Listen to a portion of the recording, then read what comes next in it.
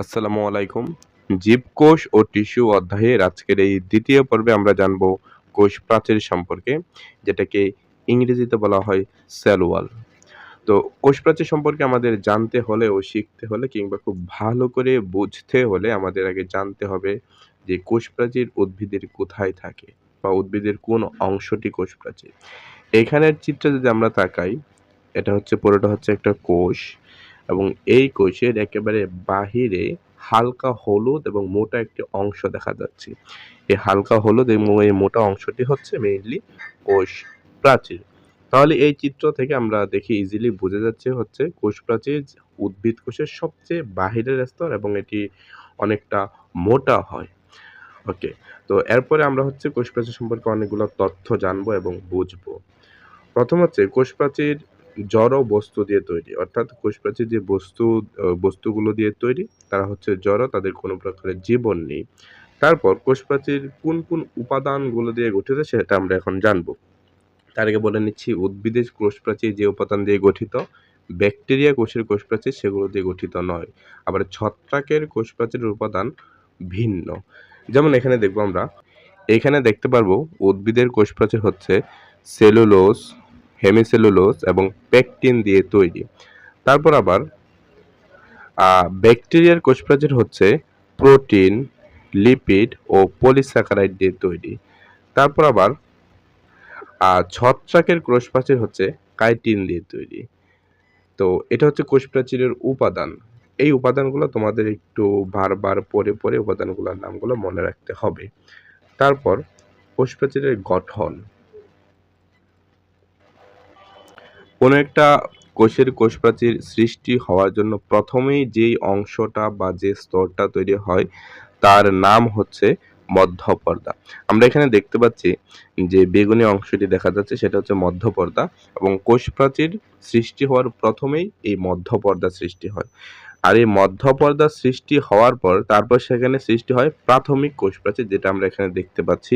এবং প্রাথমিক কোষপ্রাচীর সৃষ্টি হওয়ার পর সেই প্রাথমিক প্রাচীরের উপর ৩ স্তর বিশিষ্ট সেকেন্ডারি প্রাচীর বা গৌণ প্রাচীর সৃষ্টি হয়। আর এইভাবেই মধ্যপর্দার উপর প্রাথমিক প্রাচীরের উপর ৩ স্তর বিশিষ্ট সেকেন্ডারি বা গৌণ প্রাচীর সৃষ্টি হওয়ার মাধ্যমে একটি কোষপ্রাচীর গঠিত হয়। কিন্তু কোনোভাবে যদি আহ মধ্যপর্দার উপর কোনো প্রকার প্রাথমিক প্রাচীর সৃষ্টি না হয়, তাহলে সেখানে তার উপর কোনো গৌণ প্রাচীরের সৃষ্টি হয় না এবং সেই কারণে সেই স্থানে এরকম চিত্রের মতো একটি ফাঁকা অংশের তৈরি হয়। আর এই ফাঁকা অংশটিকে বলা হয় পিট জোড়। আর হচ্ছে এই পিট জোড় উদ্ভিদ কোষের অনেক বড় ভূমিকা পালন করে। আমরা এইখানে যদি খুব ভালো করে দেখি, এগুলো হচ্ছে প্রত্যেকটা আলাদা একটা কোষ। এটা একটা কোষ, এটা একটা কোষ, এটা একটা কোষ।